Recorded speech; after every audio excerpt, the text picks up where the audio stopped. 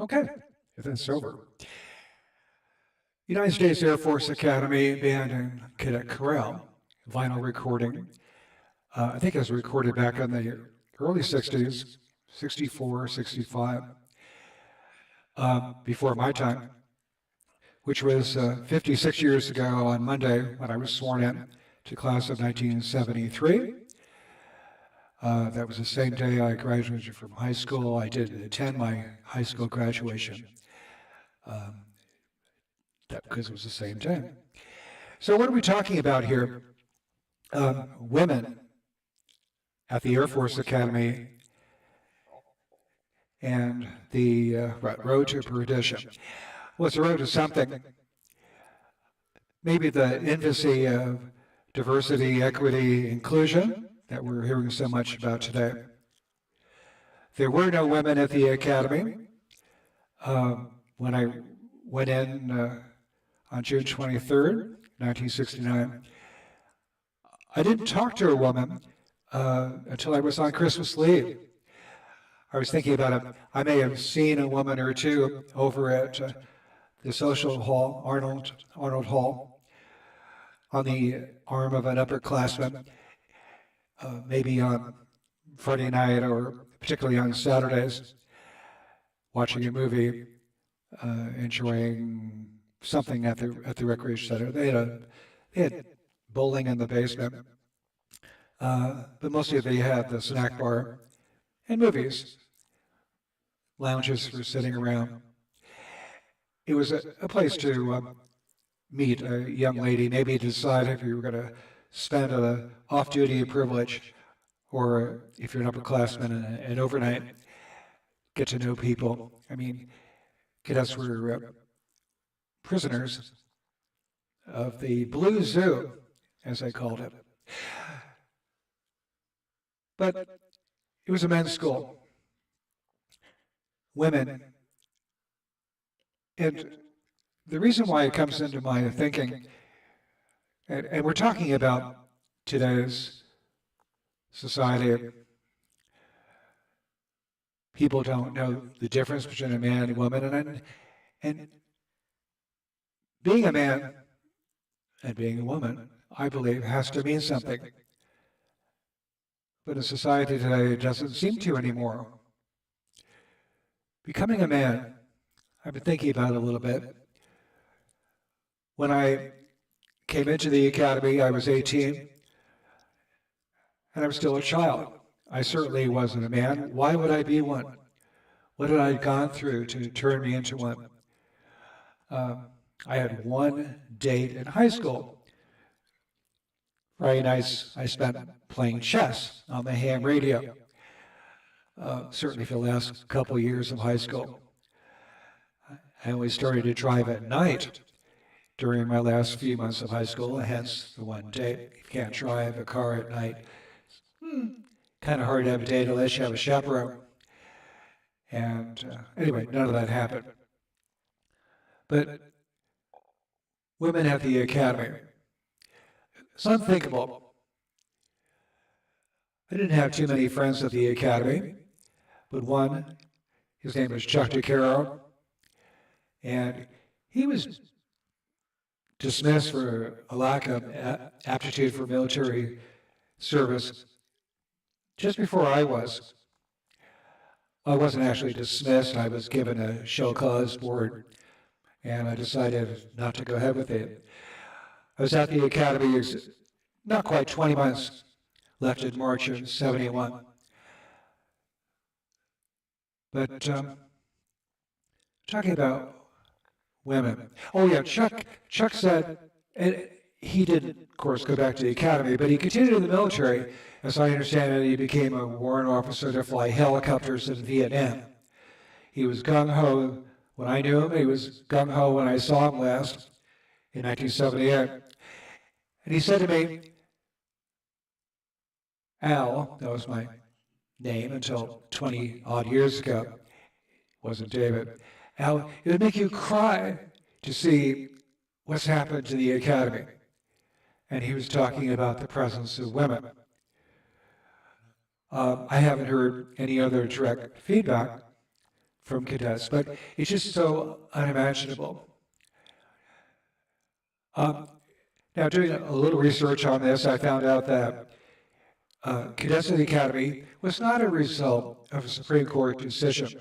The famous VMI case came years later, 1986, and that made state schools like the Virginia Military Institute required to also admit women. That was based on civil rights, either the Fifth or 14th Amendment of the Constitution, due process, I think. But they had nothing to do with it. It was innately brought in by the simple appropriations bill in 1978. There was no discussion about it, as far as I know. It received overwhelming approval in the House. I think it was unanimously approved in the Senate, and President Ford signed it. And it was just, you have to go down quite a ways to find the section of the appropriations bill that talks about women. And it simply said they would be entitled to compete for appointments to all the service academies. So that was federal law, and it didn't apply to state schools. Looking back on it, in 1972, you have the passage in Congress of the Equal Rights Amendment. Never became law.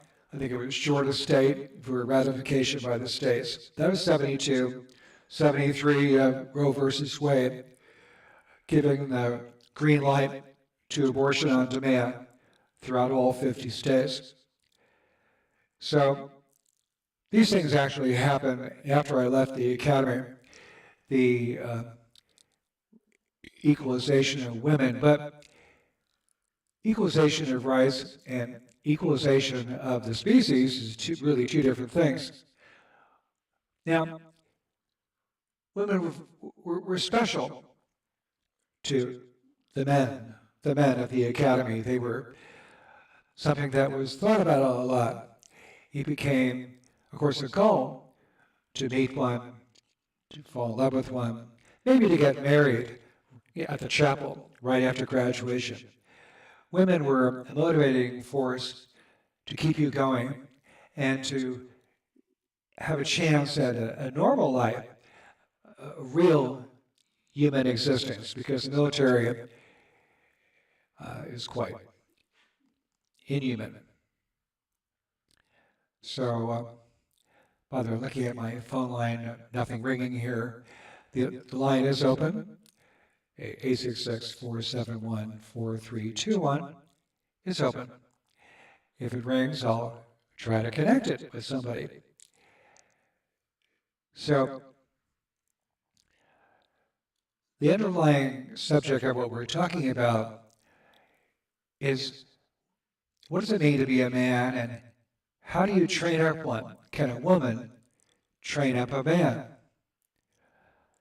Is that possible? And what's a man anyway? And, well, In today's thinking, we're talking about nonsense.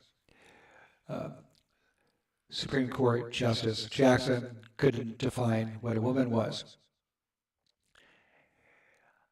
On that note, I was thinking about a YouTube I saw earlier today um, by Mr. Walsh. Is it Matt Walsh? Talking about United Airlines and how United Airlines is trying to have at least 50% of all new pilots to be young black women. According to Matt Walsh, that goal has been exceeded. The current roster of pilot candidates training at United is something like 80% black women. What really kind of surprised me is that he mentioned in the video that they were recruiting black women from the very worst of Southern universities. He said that the universities they were recruiting from are in the bottom 2% academically. Of course, I haven't examined those figures carefully, but it makes you think, I mean, is that in the best interest of anybody to have the pilot in charge of the lives of the crew and of course all the passengers of the plane to be based on DEI and not simply best qualified to fly the plane? So this question goes over to the military. Now, as I understand it, women, when they came into the academy in 1976, they first sworn in, so that's 49 years ago, they still wouldn't be allowed to fight in combat for another 20 years. So there's really an inconsistency there. Women were not considered combat qualified. How do you have them in the chain of command, in the cadet chain of command, training doolies, basic cadets, particularly during the first summer? How do you have them training them to learn the combat thinking and physique and all the elements of fighting when they themselves aren't even allowed to fight? Can you imagine a woman fighting with those pugil sticks? If they fought against a man, they would be knocked out pretty quickly. There might be exceptions out there, but not many. Women, I understand, were not allowed at the academy to box. Now, in my second year, I was exposed to boxing for the first time in my life. And it became very important to me. This is intramural boxing. And it was the most challenging physical thing I think I've ever done in my life because your adrenaline pumps like crazy. And you're ducking punches and making punches. For me, it was mostly a matter of wind, of your physical endurance. I was good for a couple of rounds and then I conked out. At least once, I did literally knock out an opponent and he went to the hospital. And I feel a little bad about that now. At the time, though, I certainly didn't feel bad. So, training. Thinking about this, it was the process of training a boy to become a man. It's a question of putting him through tests, trials, and ordeals. That was certainly true at the academy, particularly during the first summer. It was trial after trial after trial. The run in the morning, keeping up on the run. I mean, you're a mile above sea level at the academy, so making the adjustment from sea level in New York to altitude at the academy, big change.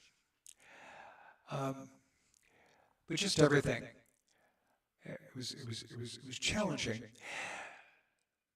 Perhaps the most challenging experience I had at the academy was during the second summer, and it was the SERE, SERE, Survival, Escape, Resistance, Evasion.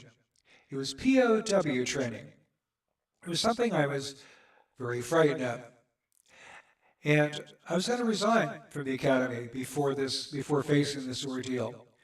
Unfortunately, my mother talked me out of it. She said I would regret for the rest of my life missing this opportunity to prove myself. And she was very correct, and I thank her with all my heart for encouraging me to keep on. I stayed at the academy pretty much as long as I could. I think I pretty much determined that I wasn't going to stay to the beginning of the third academic year, because when you do that, you have committed service. If you don't leave before the first day of academics in your third year, you're obligated to serve at least 2 years as a enlisted man. Before that, you're off scot-free. And it became apparent that my nature was not designed for the military. I thought for myself. I thought more what I thought, my values and conclusions, more than those that were over me. And it's pretty hard to hide that. I just wasn't going to blindly follow orders. And of course, what kind of soldier are you if you're not going to do that? If you think about what's been told you to do, you're totally unreliable. And that pretty much describes me. One cadet rating me, they have a peer rating system at the academy. Um, all your classmates rate every other classmate in your squadron anyway. And you wind up with the bell curve. You have the top 20%, the bottom 20%. But one cadet, one upperclassman said, Mr. Murphy is somebody you have to classify either at the top or at the bottom, and I choose the latter. That's probably because I was outstanding, but maybe not in the right way, not in their way.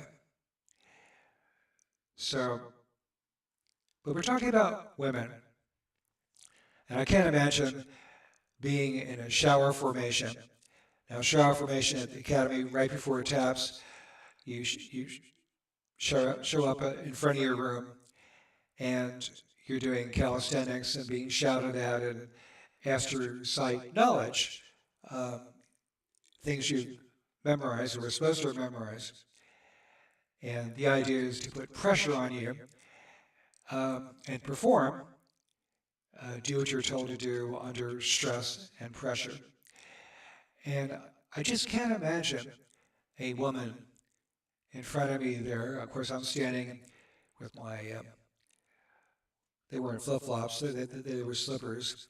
But skivvies, underwear, no undershirt, holding on the way to the showers, and being disciplined by a woman is just unimaginable to me. And it would be unimaginable, I think, to any of the cadets of the era. The question is, in the name of DEI, have the military forces of the United States, the training of officers at the service academies, been compromised? And I think they have, or at least they've been denied the chance to really become men. And that's an essential part of the training. I mean, you arrive there as a boy, and you need mentoring by other men who have proven themselves and are trying to prove you. The essential ingredient, I think, to becoming a man, coming through difficult times and not looking back, but looking forward, not flinching, facing your fear, and doing what you are supposed to do, what you need to do, regardless of your fear. And maybe that defines what it means to be a man. But there's a difference between a man and a woman. I mean, in Genesis, it says God created them, man and woman. Man and woman, he created them. And each has a purpose. Getting back to the prisoner of war training, a couple of things I remember about it. Being stood on with the full weight of upperclassmen in their combat boots, standing on my chest for, I don't know, 5 minutes at a time. I can't imagine a woman being subject to that. I can't imagine being stripped naked and tied between two trees, which is another one of my experiences. I can't imagine a woman being treated like that. My conclusion is that the training, the intensity of it, has been reduced. But the idea of becoming a man has certainly been compromised. So, anyway, we're in here 20 odd minutes, no calls. The only thing I want to mention is the Boy Scouts of America.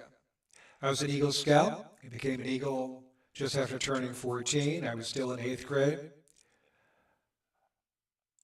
And the Boy Scouts of America no longer exists.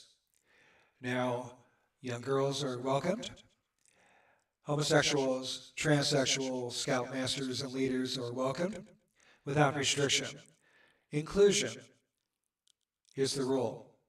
As I understand it, there's a special DEI merit badge now required for Eagle Scout. So to become an Eagle now, you have to take the special citizenship for DEI merit badge. I forget what it's called. But I'm sure included in that, you have to verify your agreement to the equality and inclusion of homosexuals and others. So, on my honor, I do my best to do my duty to God and my country, to obey the Scout law, to help other people at all times, to keep myself physically fit, mentally awake, and morally straight. Morally straight. You'd have to compromise that to become an Eagle now. You'd have to, of necessity, tell a lie that you agree with something that is contrary to the law of God, to the Bible teaching, certainly.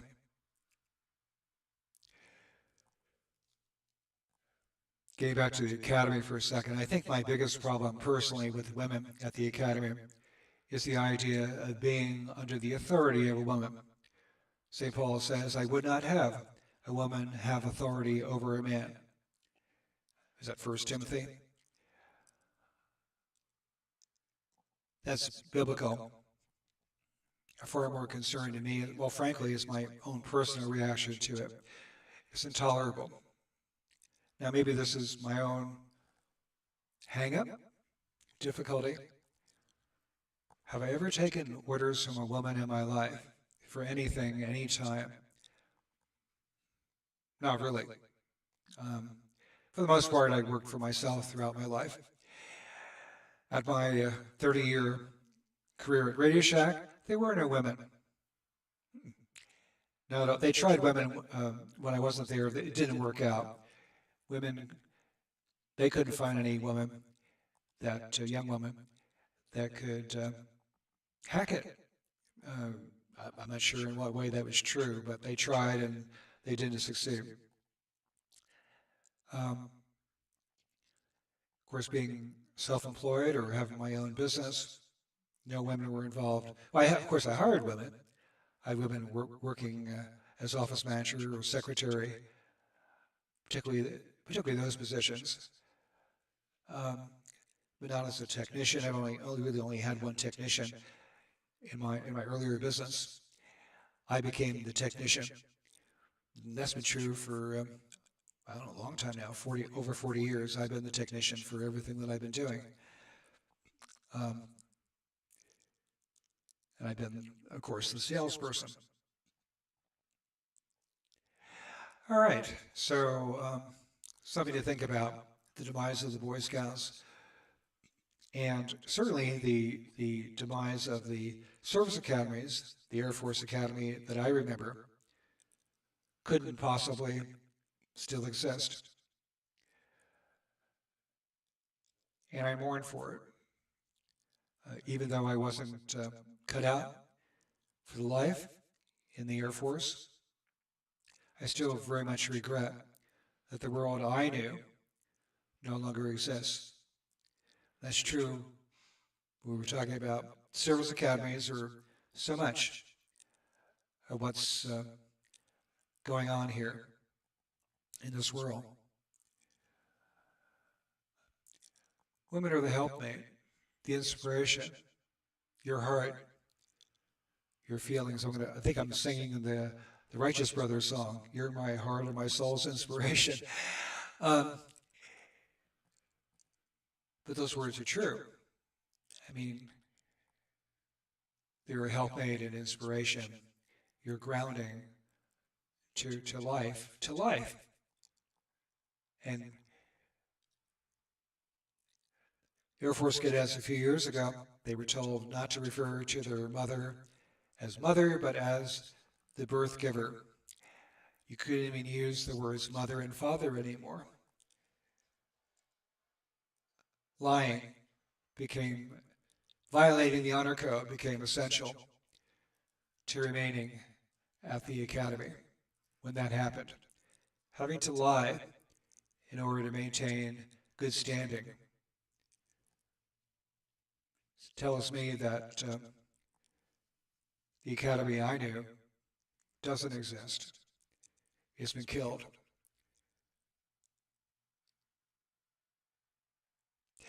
Anyway, you can reach me by email, david@telpax, telpax.com.